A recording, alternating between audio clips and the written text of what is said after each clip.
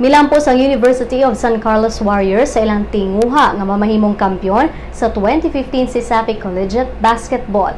Kini maoy unang kampyonato sa Warriors sukad pa ni adtong 1958. Ang Warriors munas ginhawang nipukan sa 10-time cesafi champion University of the Visayas Green Lancers sa Game 5, 64-53 kagahapon sa Cebu Coliseum.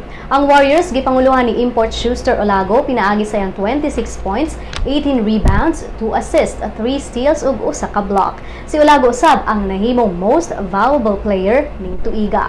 Kauban niya sa Mythical 5 ang iyang kauban nga si Charles Pepito, Leonard Santillan sa UV, Mark J. Ventalio sa SWU ug Ralph Jude Dinolan sa USJR.